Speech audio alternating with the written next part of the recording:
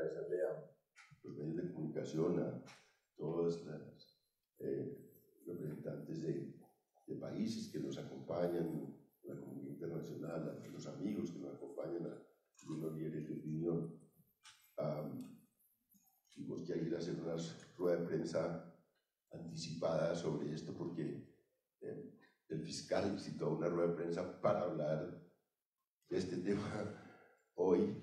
Es una jugada, digamos, muy grave, pero pues está en su derecho, a raíz de que anoche ya empezó a salir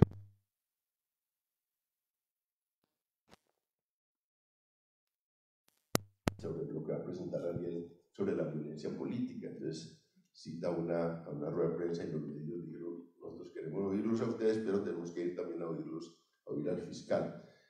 Pero aún con esto, pues quisiéramos primero agradecer la presencia. De verdad que los medios han sido muy generosos siempre con nosotros, transmitiendo esta información que la hacemos fundamentalmente con ese destino, con destino al público masivo, a que la gente conozca estos problemas duros de Colombia.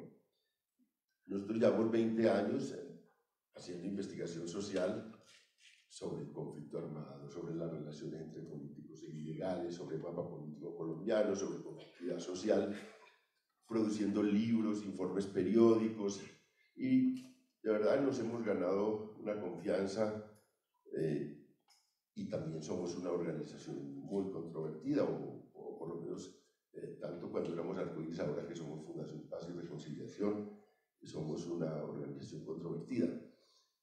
Y estábamos en eso. Lo que hacíamos era ir a las regiones o estar en el territorio, hacer entrevistas a profundidad, aplicar incluso a veces instrumentos como encuestas o grupos focales. Hacíamos y llenábamos hojas de Excel recopilando información sobre todo esto. En esas apareció Big Data, la inteligencia artificial y todo lo que ha venido con el salto en la información y en el manejo de los datos en el mundo. Y nosotros dijimos, pues esto realmente se agotó, digamos, la manera como nosotros investigamos de hacer, que era una cosa eficaz, que hacíamos eran monografías, y esas monografías tenían sustento en grupos de investigadores muy importantes. La primera que hicimos fue sobre la parapolítica en 8 regiones del país, con 24 investigadores en terreno, y logramos reconstruir todas esas relaciones entre políticos y paramilitares. Pero esto se agotó. Entonces dijimos, bueno, ¿cómo logramos meternos en el mundo de hoy? Y tuvimos la suerte, primero, de conseguir que cooperación internacional diera para unas cosas que nunca da, que es muy difícil para estos temas, y son todavía muy difíciles, porque es financiar tecnología, saltos en investigación, y claro, eso no es muy taquillero, pero conseguimos que nos ayudaran en financiación. Hicimos una primera experiencia haciendo para la unidad de el mapa conceptual, y logramos reunir un grupo de cientistas de datos que en Colombia son escasos, con los cientistas sociales, que son la experticia nuestra. Con Esfera Consulting, que es una empresa venezolano-colombiana, Armando, que es un programador, un arquitecto de datos, y tuvimos ese primer trabajo con ellos. Ahora, muy recientemente, nos encontramos con una empresa mexicana, que es Connect, que es una empresa que, bueno, tiene una gran experiencia en el manejo de Big Data, y que también nos va a ayudar, digamos, a hacer más potente esto. ¿Cuál es el cambio? ¿Qué es lo que hacemos nosotros?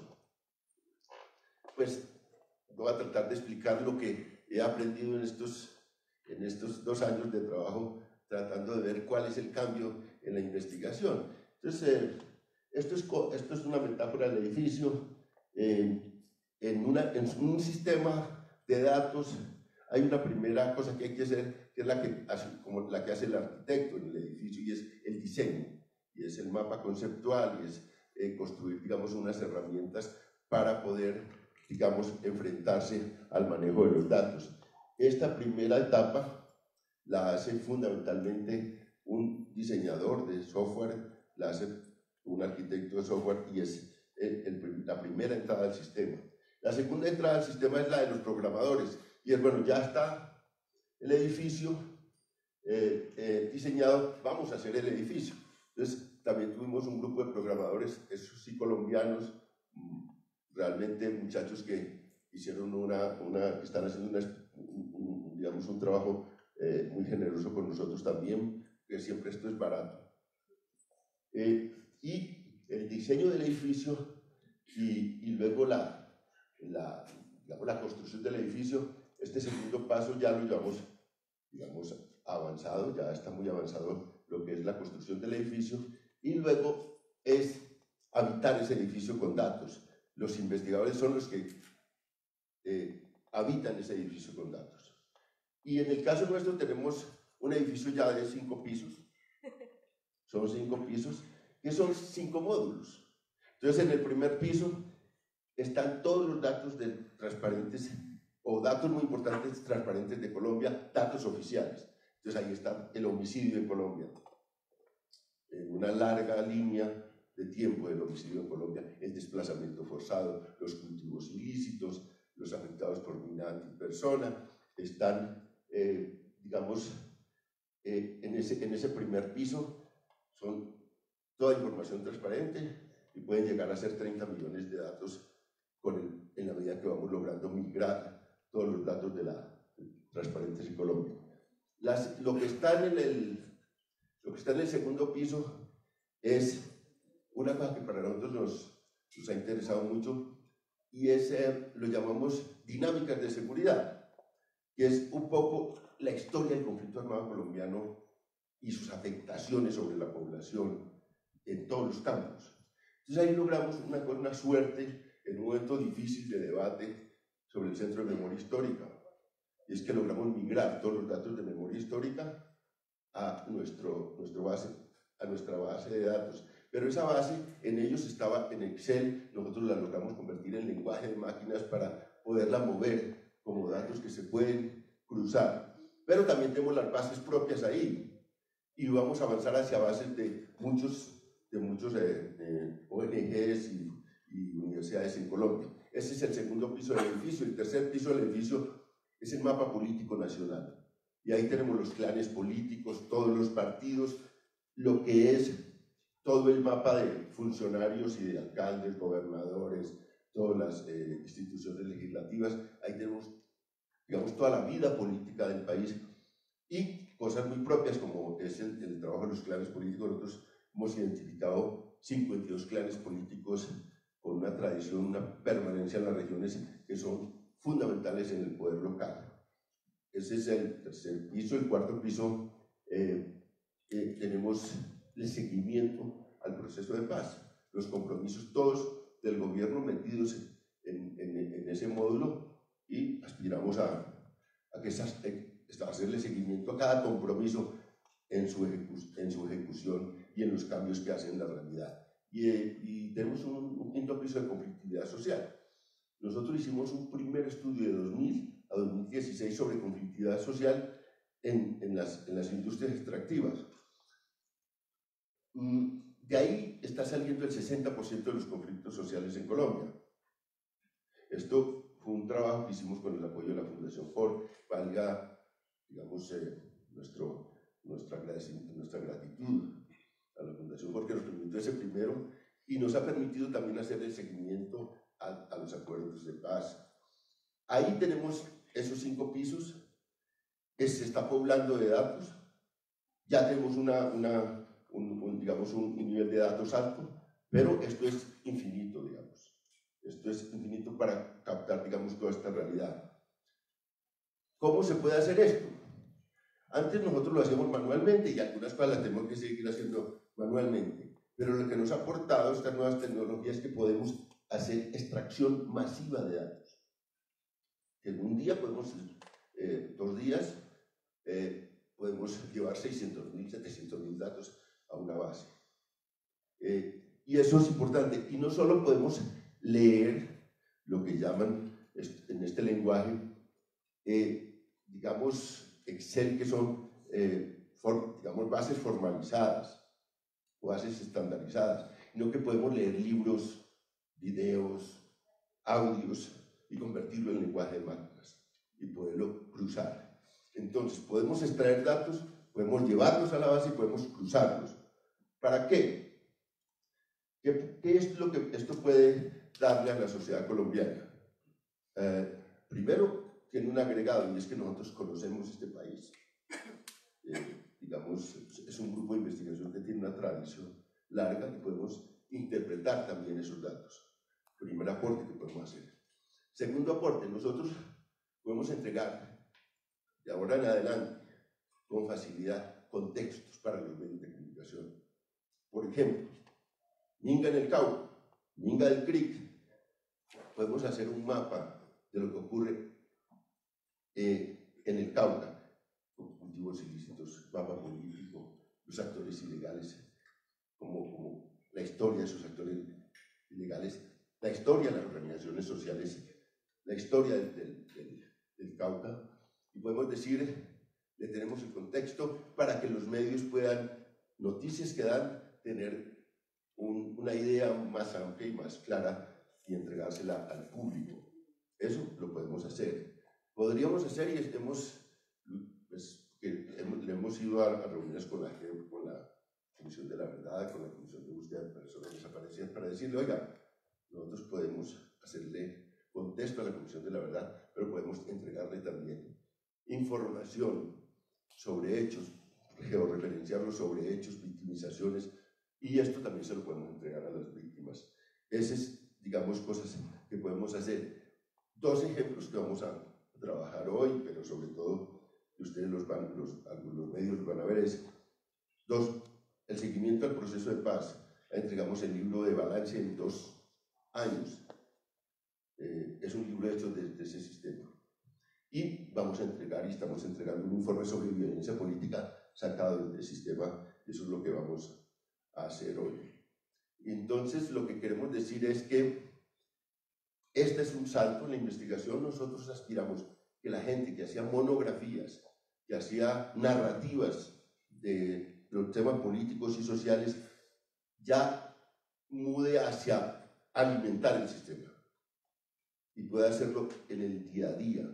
Y los 34 investigadores que tenemos en las regiones, 2 por cada zona, de acuerdo a una división propia que hicimos del país, para recoger eso, pueden entrar al sistema y alimentarlo diariamente. Y hay un equipo nacional que trata de todas las bases de datos irlas actualizando.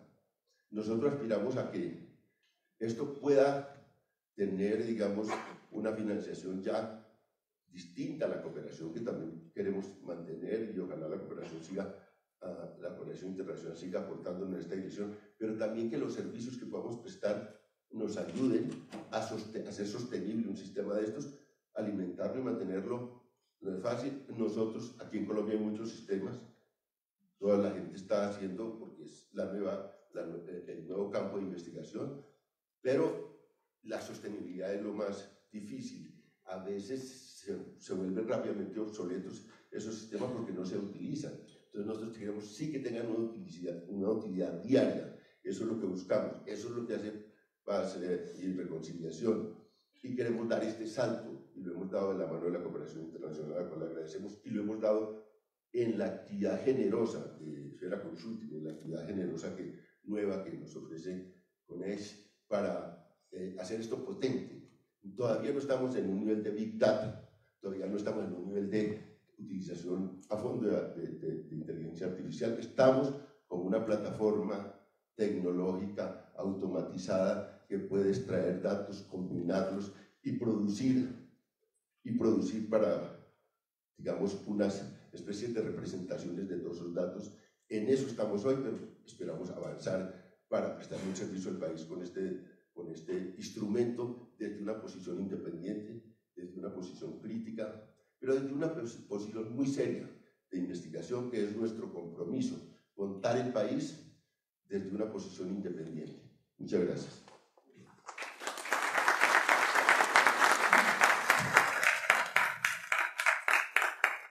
Muchas gracias, León. Bien, ayer conmemorábamos un año más del asesinato de Jorge Eliezer Gaitán, y este fue un hecho con claros tintes políticos que no fue ni el primero ni fue el último, ¿cierto? Tenemos el asesinato del general Uribe en la década de 1910, tuvimos la muerte de Luis Carlos Galán, de Carlos Pizarro, de Bernardo Jaramillo, el exterminio de la UP, tenemos muertes de líderes, de políticos, tenemos amenazas, ¿cierto?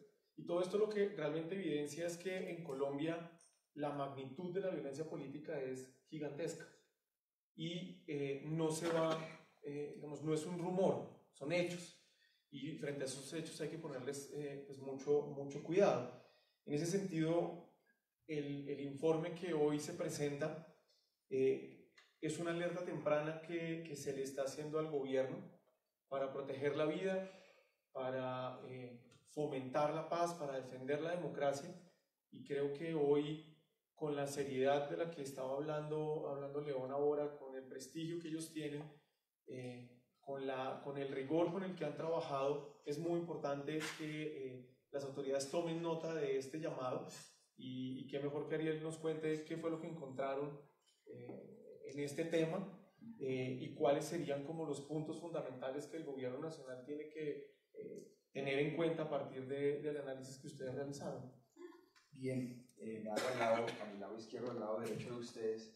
Les voy a presentar el informe de violencia política.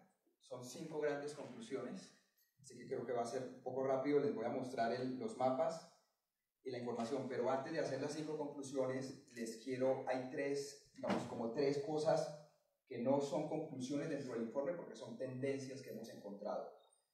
La primera es que hay mucho miedo en las regiones, o los empresarios tienen mucho miedo de financiar campañas políticas por todo el escándalo de Odebrecht. Eso ha reducido sustancialmente el ingreso de las campañas políticas. El mejor ejemplo es que en Córdoba, en el año 2015, un voto valía 140.000 pesos. Hoy están ofreciendo 45.000 pesos. Es decir, hay mucha menos plata circulando para ofrecer por el voto. Conclusión, en esto, en las zonas de economías ilegales, el dinero ilegal está reemplazando la empresa privada. Ya. Nos preocupa el Andén Pacífico, la zona de Bajo Cauca, norte, nordeste antioqueño, toda la frontera con Venezuela, y obviamente, como es tradicional, el lunarcito que tenemos en los llanos orientales, entre el departamento del Guaviare, Meta, sur de Meta, Guaviare y parte del Caquetá. Primera cosa. Segunda cosa, a hoy no hemos encontrado una tendencia nacional de victimización, es decir, no podemos hablar que haya un grupo paramilitar o guerrillero o una estructura de agentes del Estado por asesinar un tipo de actores armados. No, no lo hay. Pero lo que sí hay es que a la gente la están matando por competencia política, es decir, son actores políticos locales y regionales los que están pagando para que asesinen o amedrenten a los otros. Eso sí lo hemos encontrado. Bien, y lo tercero es que el Estado no tiene ningún plan para esto. El Estado tiene una cosa que llaman el plan candado o el plan blindado para la elección, que comienza una semana antes, que es garantizar la seguridad en los puestos de votación, que la policía custodie los tarjetones, los camiones de la registraduría, todo esto. Pero toda la infiltración que hay ahorita, nada. Bien. Haciendo esas tres y haciendo una aclaración adicional, y es que aquí yo no hablo de líderes sociales, ¿ok? O sea, no vamos a hablar de líderes sociales, eso es diferente a esto. Aquí los líderes sociales que querían participar en política entran en esto. Aquí esto es violencia política en el marco electoral de las próximas elecciones de octubre. Listo, entonces comenzamos. Hemos encontrado un total de 42 hechos victimizantes desde octubre 27, un año antes de elecciones, hasta el 30 de marzo de 2019.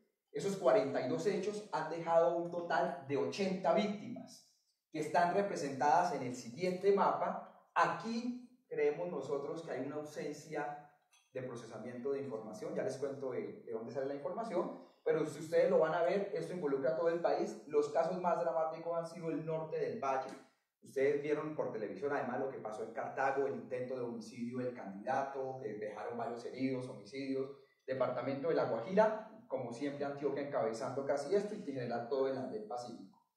De esas 80 víctimas, como ustedes lo ven, a su mano izquierda, el 63 son amenazas, 6 son homicidios, 6 son atentados, 2 desapariciones forzadas, 2 secuestros, y hubo un hurto que se cometió contra un senador aquí en Bogotá, que es lo que representan las 80 víctimas en los 42 hechos. Segundo, bajamos.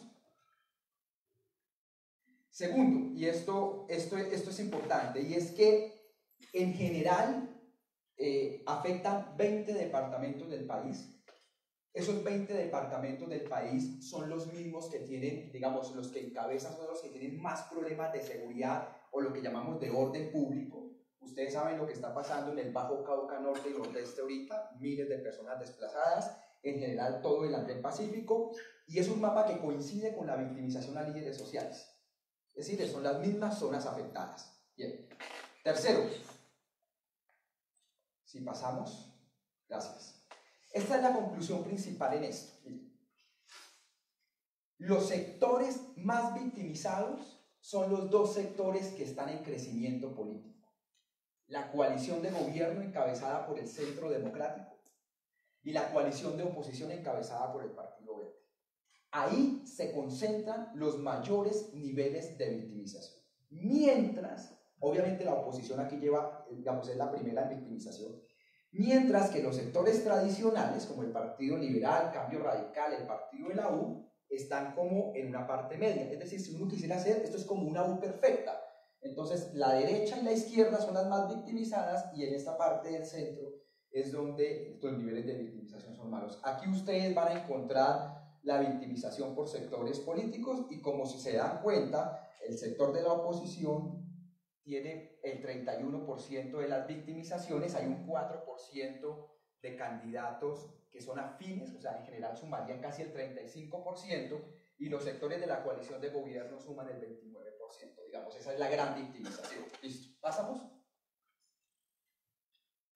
Este es el otro, y tal vez este es el miedo del fiscal, me imagino. Como siempre, en el 80% de los casos no hay un autor identificado.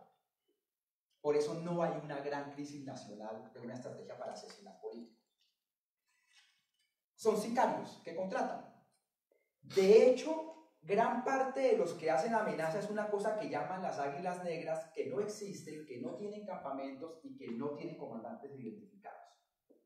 Apenas, digamos, entonces, cuando tú dices en el 80% no hay un actor identificado y además no coinciden en los departamentos, pues la conclusión general es que no hay una tendencia nacional, sino que son básicamente disputas locales.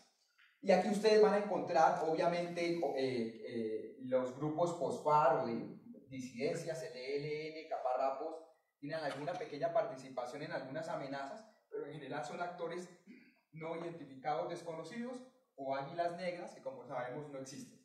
Bien, y utilizan esa chapa para amedrentar. Listo. Y pasamos. Y esto, digamos, la última conclusión, aquí van a encontrar las primeras conclusiones que les dije, pero la última gran conclusión es que la tendencia nos indica que a medida que se acerquen los comicios, los riesgos de victimización van a tender a aumentar. Y eso a su vez lo que significa es un llamado de atención, 1, para que la Fiscalía investigue como ente acusador, 2, para que haya un plan de protección para los candidatos, un plan de protección de esquemas duros, y lo tercero, para que haya un seguimiento en el tema de infiltración de recursos. En el informe que ustedes tienen, lo que seguramente les entregaron, van a encontrar desglosado, pero esas son las 5 grandes conclusiones. Listo, muchísimas gracias. Muchas gracias.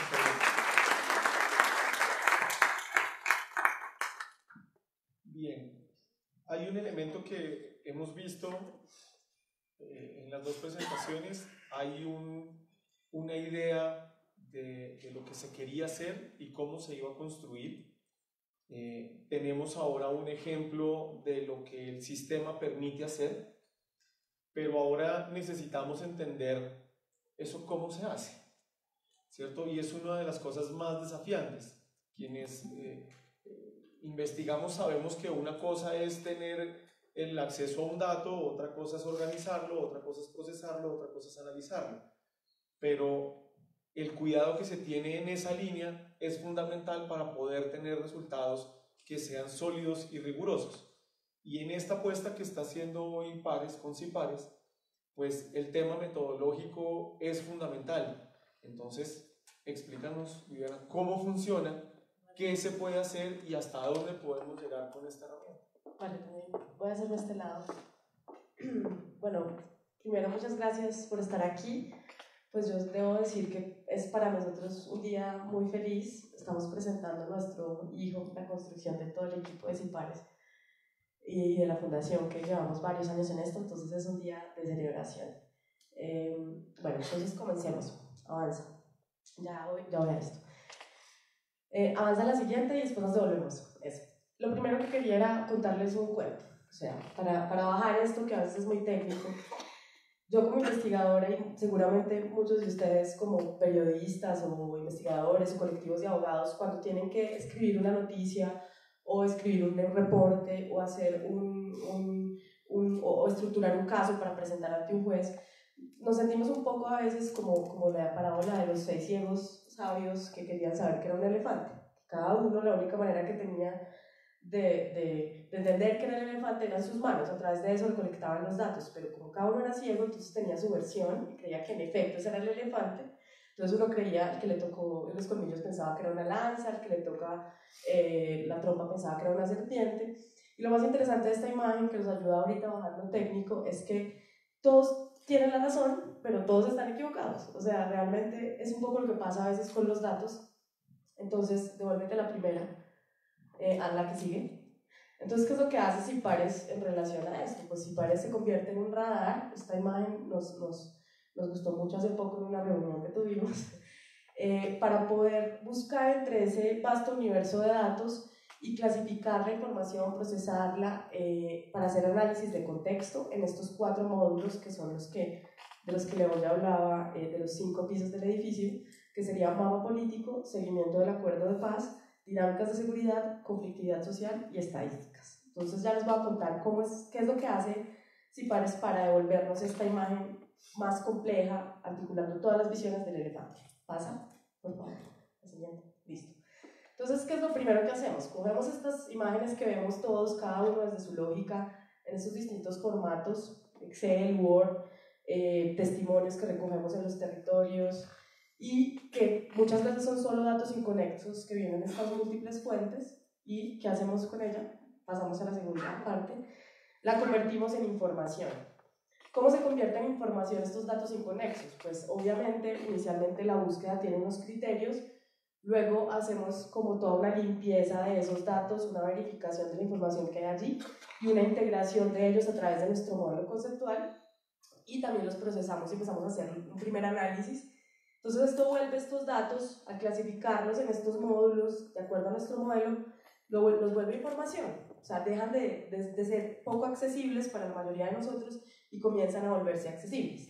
Pero CIPARES no se detiene ahí, hace un último paso que creo que es el que es también nuestro gran diferencial, y es que convierte esa información en conocimiento, ¿sí? Finalmente lo que nos interesa aquí es desarrollar unos insumos, gestionar el conocimiento para que toda la comunidad pueda tener, toda la masa crítica que participa, que hace prensa, que busca de la defensa de los derechos, pues tenga una herramienta de calidad para hacer ese análisis, salir de lo anecdótico y comenzar a hacer investigación basada en datos para toda la comunidad accesible. Entonces convertimos esto en conocimiento, o sea, no es que ofrezcamos la verdad, ofrecemos una imagen, digamos, muy elaborada del elefante, ayudamos a construirla, y ahí esto se representa en todas las posibles representaciones de esta información que van más allá de los datos y que tienen que ver con los gráficos, con mapas interactivos, con informes, con estadísticas, con visualizaciones. Entonces, esto es como fundamentalmente el gran diferencial nuestro,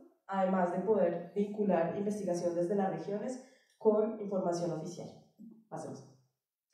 Entonces, CIPARES es una plataforma automatizada que permite procesar grandes cantidades de información, interpretarla en minutos dentro de este esquema conceptual. Vamos a empezar primero con los datos. Pues, ¿qué tenemos ahora en esta primera entrega? Porque esperamos también irles entregando los desarrollos cada vez que cada módulo pues tenga nueva información. En el módulo de dinámicas de seguridad contamos ahora con 600.000 datos. Logramos hacer un trabajo que ya lo mencionó León, de articular y procesar las 22 bases del Centro de Memoria Histórica de víctimas y de casos. Esto es bastante importante porque todos sabemos que recientemente se han retirado muchas de las víctimas sus archivos del centro, no sabemos bien qué va a pasar allí, entonces estamos también como custodiando esta información y teniéndola a disposición de todo el público, y eso nos parece muy importante porque es un archivo de memoria que va a ser relevante en este momento histórico. Pero además, en Dinámicas de Seguridad también hemos cargado 5 bases de datos que la Fundación ha construido en regiones a través de toda su historia, y que son bases de datos propias.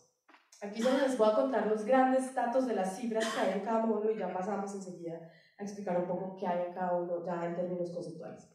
En el otro, que se llama Estadísticas, tenemos 2.400.000 datos. Allí logramos, con la ayuda pues, de Andrés y de nuestros investigadores, recopilar 17 bases de datos de instituciones como pues, de Forensis, de PONAL, de UARIP, entre otras.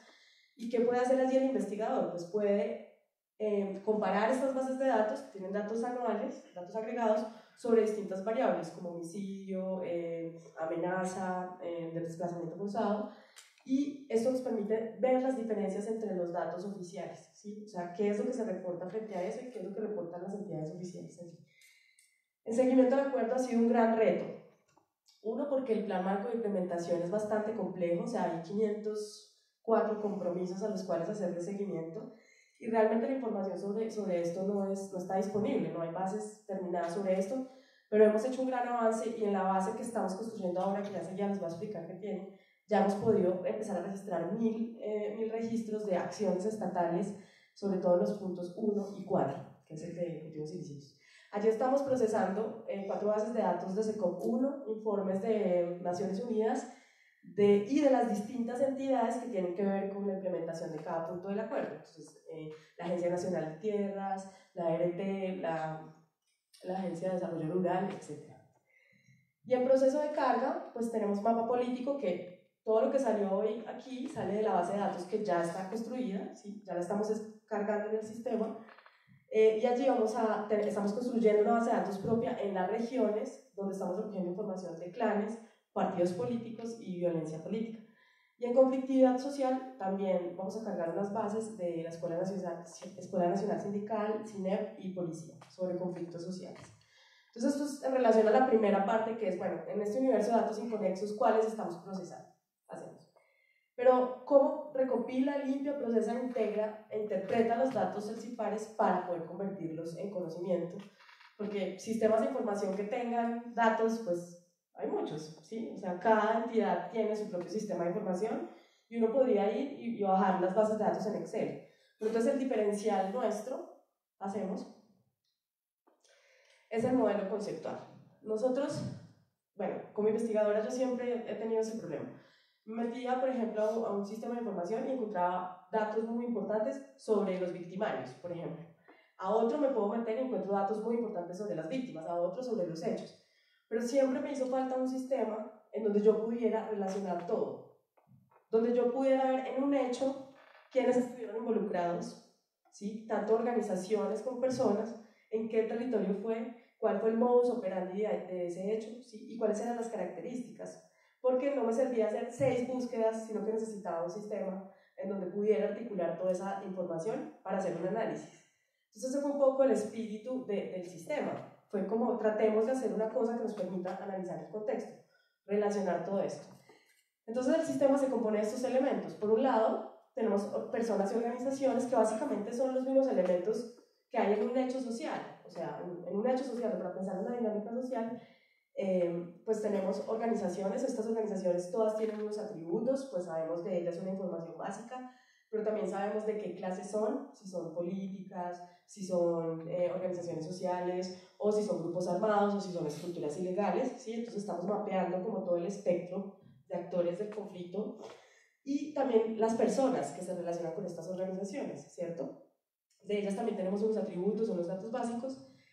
Todo esto se articula en torno a un hecho, que pueden ser hechos de conflictividad, que pueden ser acciones estatales, que pueden ser distintos hechos de violaciones de derechos humanos, y están relacionados y obviamente ubicados en un territorio. El territorio va más allá de georreferenciar a nivel municipio y a nivel departamento, y en el sistema hemos logrado crear también el concepto de región. Entonces, como investigador y como periodista también es posible hacer búsquedas de acuerdo a las focalizaciones territoriales que tienen que ver, por ejemplo, con los PDETs, pero también con los POSPAC, que es una de las categorías que creamos dentro de la fundación. O si me interesa superponer un análisis de parques nacionales naturales con zonas de reserva, es posible hacer este tipo de, digamos, jugar plásticamente con el territorio para analizar los mismos datos. Y esto para nosotros también es muy distinto en relación a sistemas que conocemos, porque generalmente uno entra y está atrapado en esta cosa de ArcGIS, en la cual no es posible hacer estas superposiciones de datos. Entonces, en eso hemos avanzado y nos interesa mucho. ¿Y esto por qué es un diferencial? Pues no solo porque nadie lo tiene así actualmente, o sea, esto es de la fundación, sino por lo que sigue, porque esto así, este modelo conceptual, pasa que esto tenía una animación previa y la quitamos, sigue, todo, hacer que se muestre todo eso. Ahí. Entonces, este modelo conceptual que les acabo de mostrar, en el marco del sistema integral de verdad, justicia y reparación, ayuda en el desafío complejo de describir y explicar todas las causas y los fenómenos estructurales de macro y microcriminalidad y victimización que se ocurre en el conflicto armado, pero el sistema va más allá, no se queda solo en el conflicto armado, que nosotros hemos hablado mucho con Alejo, sino que también ayuda a rastrear todo lo que tiene que ver con economías ilegales y con estos otros grupos que no son necesariamente grupos armados organizados, las BACRIM y estas otras nuevas, estas formas más desestructuradas que funcionan en red. Entonces no es solo para el conflicto. ¿Para lograr qué? Pues lo que debe hacer el sistema integral de verdad, justicia y reparación, el reto al que se aboca es esclarecimiento de verdad judicial, esclarecimiento de verdad histórica, reparación y reconocimiento y garantías de no repetición. Y el sistema nos ayuda a volver a traer eso a la agenda pública, sobre todo ahora, en el actual plan de desarrollo, necesitamos herramientas que nos ayuden, basados en datos, a posicionar nuevamente estos temas, más allá de la polarización política, a traer los temas con nueva información a la mesa y a la agenda. Entonces, enfrentar este desafío requiere construir análisis de contexto y eso es lo que nos permite ese modelo conceptual. Entonces, ¿qué tipo de preguntas puedo resolver con toda esta información que la tenemos organizada? ¿Cómo describir los hechos victimizantes o los hechos de conflictividad o las acciones estatales? ¿Quiénes cometen los hechos victimizantes o quiénes hacen las acciones? ¿Quiénes fueron afectados en el caso de los hechos victimizantes? ¿Cómo ocurren? ¿Dónde ocurren? ¿Cuándo? Si se relacionan. Eso fue algo muy importante que se me olvidó mencionar del modelo conceptual, que tampoco lo tiene ahora en el sistema. Y es que podemos ver las relaciones entre personas y las relaciones entre hechos y luego eso verlo en grafos. Podemos empezar a ver estas redes de relaciones, ¿sí? Y eso también es bastante importante. ¿Cuáles derechos se vulneran? Que si hay medios de prueba suficientes o no para eso. Por ejemplo, eso nos puede ayudar a construir una teoría de caso en algún momento para un abogado si requiere presentar un caso ante la fiscalía y si es necesario el análisis de otros datos de información. Entonces esto es el gran diferencial, que el modelo conceptual nos permite hacer esto. Pasa. Entonces volvamos a la imagen del radar, ¿sí? El CIPARS es un radar, entonces voy a explicar un poco qué hace cada módulo. Pasemos al siguiente. Entonces, empecemos con el que nos trae aquí hoy, que es del que sale el informe de violencia política, pero les prometo que lo que viene es también muy importante. Esto es solo una muestra, pero se vienen bastantes informes y visualizaciones. ¿Qué hacemos en mapa político? Pues mapa político rastrea el poder, el nivel de poder relativo que hay en las regiones en relación con los clanes, los partidos políticos. Y ese análisis, ¿cómo se hace? Pues podremos georreferenciar estos clanes y partidos políticos, pues que eso es importante, pero ¿por qué? Porque identificamos dentro de esos clanes y partidos quiénes son las personas que los componen, de qué organización, con qué organizaciones están relacionadas, y allí lo más importante de todo es que para poder identificar ese poder relativo del clan, lo hacemos analizando el nivel de control que hay de presupuestos de inversión, ¿sí? Entonces muchas de las personas que hacen parte de esos clanes pertenecen a organizaciones que son estatales o que manejan recursos y que controlando estos presupuestos pues comienzan a ganar un nivel de poder muy grande a nivel departamental, regional y también nacional. Y también por el número de curules, el número de votos. Entonces la idea es poder brindarle al país justo en este año y seguirlo haciendo, que se viene toda esta discusión electoral, lo que está pasando en relación con esta, digamos, influencia que se tiene en las regiones a partir de estos planes, quiénes son, dónde están, y cuál es este grado. Entonces, pertenencia de personas por partido y grado de poder e influencia del clan y control de las organizaciones y presupuestos de inversión. Esto pues es el primer módulo. Avancemos. En el segundo, que es seguimiento al acuerdo, este ha sido un gran reto. Aquí estamos pues procesando bases de datos de todo tipo, desde las del SECOP hasta los informes escritos pues de las entidades. El primer gran reto es como la tarea de priorización, ¿no? De estos 504 compromisos, ¿qué vamos a seguir? ¿Cierto? Y a partir de esa discusión logramos comenzar a darnos cuenta que pues, ahora logramos analizar todo el punto de cultivos ilícitos y el programa pues, nacional de cultivos ilícitos. Entonces, de esto empezamos a procesar información de la cual podemos encontrar pues, el número de acciones estatales por punto, el compromiso y compromiso del plan marco de implementación. En el caso, por ejemplo, de cultivos ilícitos, pues rastreamos todo el censo que tuvo que hacerse, dónde se hizo, cuántas personas resultaron beneficiadas, rastreamos también la asistencia técnica, quién efectivamente se le entregó, dónde, ¿sí? Y si esas acciones están finalizadas o están en proceso. Esto es también un avance en relación a los informes que hay actualmente, porque los informes todavía siguen siendo muy vagos, pero nosotros aquí ya lo estamos bajando realmente a analizar la acción estatal y en lo posible saber dónde y cómo y cuántas personas resultaron beneficiadas o no, y si eso está finalizado o si todavía no está finalizado. También podemos georreferenciar esas acciones estatales y tenemos mucha información de las personas y las organizaciones. Sabemos qué tipo de beneficiario fue, si fue recolector, si fue mujer, sabemos que si era cultivadora, pues estoy aquí solo hablando de uno de los puntos.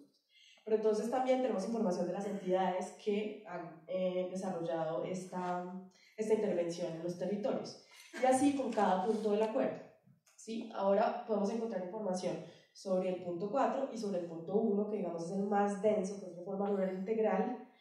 Estamos haciendo un trabajo muy juicioso de sistematización de los PATR y de todo lo que pasó con el PDR, pero no solo decir firmamos 16 PATR, sino además de eso estamos bajando a analizar cuáles iniciativas se pactaron con la comunidad, ¿sí? Para poder hacer seguimiento de eso y cuál es nuestra intención. En el futuro con nuestros investigadores en campo vamos a poder brindarles esta herramienta para que ellos mismos allá en los territorios hagan seguimiento y veeduría y empiecen a priorizar estas iniciativas. ¿Listo? Pasamos. En dinámicas de seguridad estamos registrando hechos de violaciones de derechos humanos y de acciones bélicas. Aquí es donde les digo que cargamos toda la información también del Centro Nacional de Memoria. Aquí tenemos dos mapas, podemos referenciar mapas de víctimas y mapas de hechos, también gracias a las bases de datos del Centro de Memoria. Podemos ver las personas que participaron en esto, tanto víctimas como victimarios, y las organizaciones, entonces las asociamos y sabemos por cada hecho qué tipo de persona era, si era líder, persona de interés para nosotros o el tipo de presunto perpetrador. Y también podemos hacer líneas de tiempo para poder revisar dónde tuvo mayor incidencia el fenómeno. Lo interesante de eso es que podemos leer la dinámica y que puedes combinar muchas bases de datos, pues ahora solo subimos las del centro, pero hacia el pasado podemos combinar otras, es muy posible en el sistema, y hacia el futuro también. O sea, es un sistema que te permite hacer análisis retrospectivo, pero también en algún momento nos va a permitir hacer análisis prospectivo. Sigamos. Conflictividad social es el módulo que se encarga de pensar el cambio social, pero en términos de hechos de conflictividad, ¿sí? Entonces allí vamos a ofrecer información para poder hacer análisis sobre las grandes agendas de conflictividad, ¿sí? Que tienen que ver, por ejemplo, con justicia ambiental. Entonces, dentro de estas grandes agendas de conflictividad hay unos motivos de disputa, que pues, en este caso podría ser el fracking, ¿cierto? En una zona donde hay en el acuífero de Morroa, por ejemplo. Y los motivos de disputa tienen que ver con eso, es el fracking el motivo de disputa, y el motivo de movilización es la defensa de los derechos del agua, del derecho al acceso al agua. Entonces, en conflictividad social nos interesa mucho leer esta dinámica del cambio social, de lo que produce conflictos, en el marco de unos actores que se movilizan y otros que contienen esas movilizaciones, ¿sí? Y dentro de estas grandes agendas de conflictividad del país, justicia ambiental, defensa de derechos, modelos de desarrollo, ¿sí? Entonces ahí vamos a ofrecer esta información también referenciada y vamos a analizar como estas agendas. Y finalmente, el módulo de estadísticas, lo que les decía ahora, esto es un ejemplo, bueno, ahí no se ve muy bien, en variables como homicidio, amenaza y delito sexual. Todas estas bases de datos que tenemos compiladas permiten que yo compare que, por ejemplo, en el año 2010, que no se ve bien, en homicidios mujer, en una misma zona, pues Ponal dice que son 324, el Forensic dice que son 324 homicidios, mientras que la policía dice que son 224. Entonces, para uno como investigador también es bastante relevante saber que los datos del Estado tienen este nivel de subregistro y poder no solo hacerse preguntas sobre ellos, sino también pedirle al Estado como mayor nivel de fiabilidad y de seguimiento en estos procesos. Entonces, el de estadísticas es bien interesante también para este tipo de trabajos. ¿Ya pasemos? Bueno, entonces finalmente decirles que para nosotros es muy importante, y nuevamente insisto, el diferencial es esto, el análisis del contexto, para que ustedes también puedan hacer sus trabajos. Entonces recopila, procesa, integra, limpia, evalúa, interpreta datos, los transforma. Entonces eso es el CIPARES, y pues espero que nos acompañen en este viaje que empieza hoy y que esperaremos invitarlos a seguirles contando cada vez que podamos entregarles información. Muchas gracias.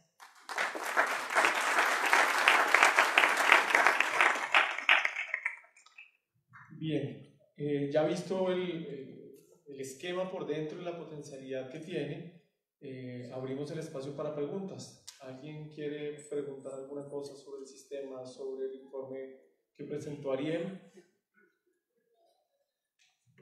Dale. Vale. Ya, un momento, ya te van a pasar el micrófono. ¿Quién es? Aquí el Gracias, Jaime Navarro, del Partido Alianza Verde.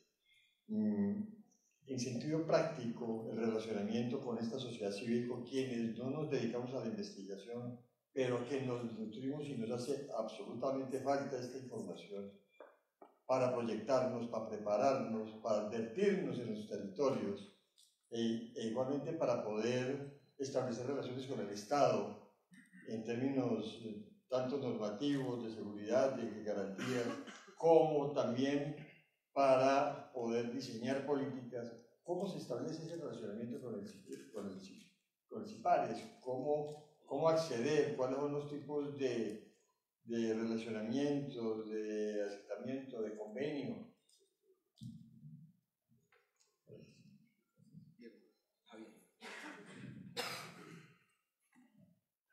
Muchas gracias. Primero que nada, felicitaciones por el hijo.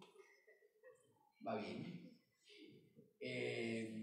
Y es una herramienta realmente muy emocionante para todos aquellos que estamos interesados en estos temas. Javier Zurriza, de la Fundación Ford. Dos preguntas. Esto veo que recién se implementa y entonces tendrá que irse validando. La afirmación que León nos presenta: son los partidos de crecimiento los más afectados por la violencia política. ¿Tú lo traducirías, León, en un pronóstico? Es decir, a mayor organización, actividad y crecimiento, mayor vulnerabilidad, y eso es horizontal. ¿Tú crees que eso va a ser horizontal en el futuro? La segunda pregunta tiene que ver con ¿para qué nos sirve esto en términos de proyecciones? En mi escasa experiencia en estos temas, una de las herramientas que se usa es la estimación de muestras múltiples para generar proyecciones y poder saber el universo potencial de las cosas que ocurren, en donde las cifras ocultas siempre son considerables. Y en el caso de Colombia ese es un ejercicio fundamental, porque hemos estado hablando de cifras supuestas, de un ejercicio científico que permita determinar con mayor rigurosidad cuál es el universo de las víctimas, y no sobre presunciones, sino sobre datos. Sería un ejercicio fenomenal, pero eso demanda que las muestras sean similares, que sean comparables, que sean proyectables.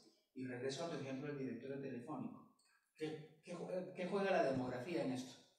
¿De qué manera pueden usar ustedes las cifras de nacimientos, muertes, desplazamiento, directorios telefónicos para poder hacer un uso fantástico de esta herramienta? Nuevamente a ustedes y a todo el equipo de Pares, mis felicitaciones por este importante logro. Bien, respondamos estas dos y ya seguimos.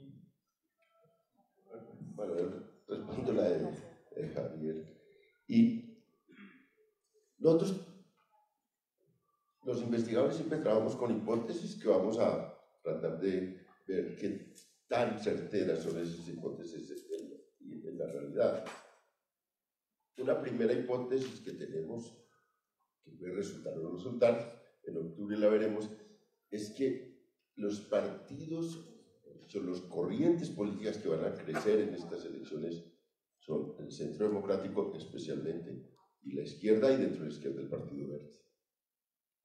¿Por qué? Porque tenemos el antecedente de las elecciones nacionales, y hay pues el Partido Centro Democrático ganó las elecciones nacionales, y la izquierda pegó un salto enorme político.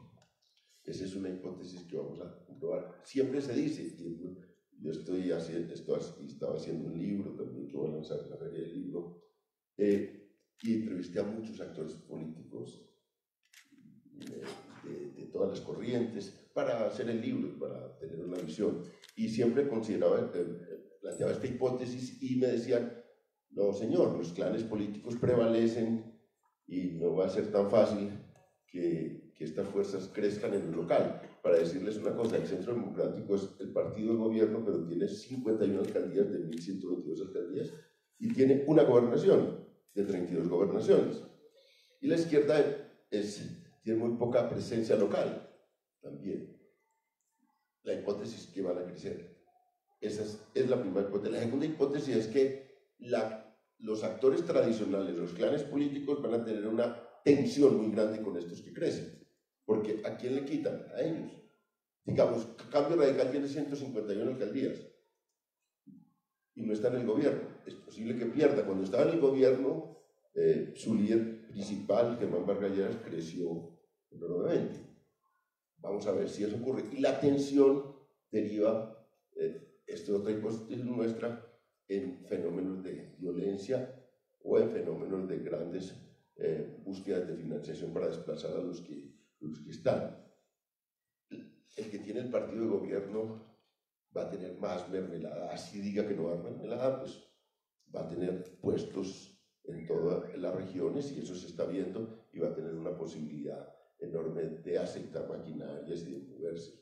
Y eso en cambio la izquierda va a tener el voto de opinión en algunas ciudades. Y esta primera muestra nos corrobora una hipótesis, y es que a los que están victimizando más son a esas corrientes de los extremos. Vamos a ver si sigue así, pero nosotros dentro de 6 meses podemos decir, no, nuestra hipótesis tuvo estos problemas y no se cumplió. También lo haremos con toda la honestidad posible para decir, oiga, no se cumplió. Pero trabajamos con esa hipótesis y vamos viendo con mucha seriedad si esto va ocurriendo. Esa es esta respuesta a esta pregunta. La segunda cosa, nosotros ya hemos establecido convenios con el Diario El Tiempo, con Caracol Televisión, con Diario El Espectador, estamos en una reunión posible para un acuerdo con Caracol Radio, Red Más Noticias y el sistema de Caracol, para estas elecciones, para información pública. Queremos hacer convenios con los partidos para entregarles información necesaria para ellos y que puedan servir para tomar decisiones sobre el tema electoral, con las organizaciones sociales, con las empresas. Esas son cosas que queremos hacer. Por ahora, nosotros vamos a hacer esa entrega de información desde pares, pero vamos a avanzar hacia una interfaz a público, a determinados públicos. Tenemos que hacerlo, pero tenemos que ser muy cuidadosos de eso para que la gente pueda acceder al sistema a una parte de la información que está allí. Hemos pensado mucho lo de víctimas, para hacer una interfaz hacia víctimas, que la víctima pueda entrar con ayuda, claro, y reconstruir su caso y presentarlo al sistema de verdad, justicia y reparación. Y las propias víctimas puedan reconstruir su caso, georreferenciarlo, cómo ocurrió, quiénes son los posibles responsables. Esa es una angustia nuestra que tratamos de resolver con estos, a medida que vamos perfeccionando el sistema. Tenemos el acceso al público, lo estamos ensayando metódicamente. Esto no es fácil para nosotros, pero vamos a lograr. Tampoco hay un consumo de estos sistemas en Colombia fuerte. nosotros ahora que fuimos a hablar con el editor político del Tiempo, con el Grupo Peña, para hablar de estas cosas, él siempre decía, bueno, nosotros también tenemos, ellos tienen periodismo de datos, sin duda tienen sistemas de investigación, lo hacemos complementario. Nosotros en este momento estamos sustentando esto en cooperación internacional, podemos hacerlo como servicios gratuitos. Sin embargo, nosotros sabemos que para hacerlo sostenible también tenemos que entrar en convenios que nos signifiquen alguna, digamos, algunos recursos, y en eso tenemos que ser muy cuidadosos también, porque lo importante es no perder la independencia, pero estamos en eso, y con el Partido Verde, por supuesto, nos interesa mucho en este momento de entregar la información sobre lo que ocurre. También necesitamos información de los partidos. Nosotros un vacío que tenemos, y vamos a consultar mucho a los partidos que tienen su información sobre sus candidatos, hemos hecho unas primeras consultas para este informe, pero un vacío enorme de información sobre muchos departamentos tiene que ver con que esa información la pueden tener los partidos. También queremos motivar a los partidos a que documenten los temas de violencia, pero también nosotros hemos tenido siempre, con este término, siempre nos reunimos con los partidos para entregarle lista de candidatos cuestionados. Eso ha sido, esta experiencia es fabulosa de todos estos años. Yo alguna vez tuvimos mucho las puertas abiertas del gobierno, fuimos con el presidente Santos en un momento donde decíamos, mire, tenemos toda esta gente cuestionada, es que esta gente está en relación con ilegales, esta gente, y fuimos a reunirnos y el que estaba digamos, de ministro del Interior, Germán Vargas Lleras, en las elecciones de 2011. Eso fue un caso muy interesante, porque no sabían qué hacer. Nosotros decíamos que ese señor es un bandido y es candidato de tal partido, ese señor está asociado con tales ilegales, tiene tantos delitos, tiene tantas... Uno de los que nos causó además mucho daño a nosotros fue Kiko Gómez. Nosotros le dijimos, oiga, Cambio Radical, ¿usted van a avalar a Kiko Gómez, gobernador de La Guajira? Hicimos todo el prontuario de Kiko Gómez ante el presidente Santos, ante el ministro del Interior, el ministro de Defensa. El compromiso y el que salvó la situación, porque no había que hacer es, oiga, vamos a pasar esta información por los organismos de inteligencia de la policía y los organismos militares, fue el general Naranjo. Y ahí ya tomamos decisiones. Y entonces ahí acordaron ellos que esta información no salía por ahora a los partidos que estaban, pues salimos de ahí. Y claro, alguien de esa reunión, eran altos funcionarios del Estado, comunicó al partido que le interesaba comunicar, y al otro día estábamos en la crucifixión nosotros, porque nos llamó ese partido, ¿cómo así que ustedes tienen una lista que van a dañar la reputación? Y nos enfrascamos en un debate grande con varios partidos de ese tipo. Pero nosotros por eso queremos siempre ir a los partidos cuando tenemos información y entregársela para aquellos que son las responsabilidades que pueden quitar avales en un sistema legal a veces complejo. Por ejemplo, esa vez hubo una cosa de leguleyada y es, no, ese señor ya está inscrito y el partido no lo puede retirar, el Consejo Electoral no permite eso porque es una decisión ya causada, y bueno, muchos de esos fueron electos. De esa oportunidad, 32 que nosotros señalamos, a los 6 meses ya estaban judicializados por muchos temas que nosotros habíamos denunciado. Cuento esto solo para decir, estamos en un interés muy grande en búsqueda, digamos, de convenios con los partidos y con nuestro pequeño equipo, y de responder y de asociarnos para obtener información y para dar información sobre lo que está ocurriendo. Jaime, entonces, conclusión. Nosotros vamos a sacar 5 informaciones en estas elecciones. 1 es violencia política. 2, el listado de candidatos cuestionados que sean financiados, etcétera, por acciones ilegales. Vamos a sacar un análisis de proyecciones estadísticas basados en encuestas, en anteriores resultados, en lo que pasó en las últimas elecciones nacionales, pero ustedes saben lo que son elecciones locales. Vamos a sacar un análisis sobre clanes políticos en las diferentes regiones, los Char, los Génicos, etcétera, etcétera, etcétera. Y vamos a hacer todo un tema de escándalos de corrupción, que en eso ya empezamos como lo que destapamos en Antioquia hace 2 semanas con el gobernador. Esos son los 5 productos. 2. Como dice León, la aspiración nuestra es que, y así está, todo esto va a salir a medios de comunicación. Lo que vamos a buscar de ahora en adelante, sobre todo en el tema de violencia política, es poder hacer convenios con los partidos políticos para, en este seguimiento diario, ¿cómo se hace? Como esto no está abierto todavía al público, la interfaz no está, entonces los partidos nos llaman, nos piden la información y nosotros se las entregamos. En los demás casos, lo que vamos a intentar hacer es una reunión una semana antes de que sea público con los partidos políticos para entregarles la información y poder compartirla. Lo cierto es, y esto lo vamos a hacer con las instituciones del Estado, obviamente los vamos a citar a la reunión, si vienen o no vienen, ahí estamos, pero en el tema de violencia política estamos. Entonces, para decirte que estamos abiertos y que el Partido Verde toda la información que requieran, nosotros se la vamos a entregar. Igual toda va a ser pública. Con el tema de la pregunta de Javier, a ver, entonces, 3 respuestas. 1, ¿el sistema va a hacer proyecciones? Sí. ¿Las puede hacer ahorita? No. Es decir, nosotros aspiramos que a final de año estén todas las posibles proyecciones que nos da el sistema, pero estamos todavía en la carga de data, lo que les explicó Viviana. Segunda respuesta, el sistema hoy sí puede hacer validación concurrente entre diferentes bases de datos, lo cual ya, digamos, nos puede dar muchas luces sobre cómo va a ser el futuro, digamos. Todavía no nos sale el análisis cualificado, pero ya la validación entre bases de datos concurrente sí es posible hacerlo. Y lo tercero, pues digamos, como tú te diste cuenta, hay una diferencia entre el avance de los módulos. Digamos, yo creo que en un mes el módulo político está listo. Las votaciones históricas de partidos, de candidatos, los alcaldes, los candidatos de los alcaldes, las coaliciones, eso está listo. En los demás módulos es posible que nos vayamos demorando. Pero, es decir, a final de año yo aspiro a que esté todo eso. Pero hoy con la validación concurrente uno sí puede, como la hipótesis que mostró León, lo que les mostramos es sobre los sectores más victimizados. Esa fue la hipótesis con la que arrancamos y ahí está muy claramente el 31 y el 29, 35 y 29% de la victimización. Entonces, digamos, se demuestra que sí el sistema nos permite hacer ese tipo de comparación.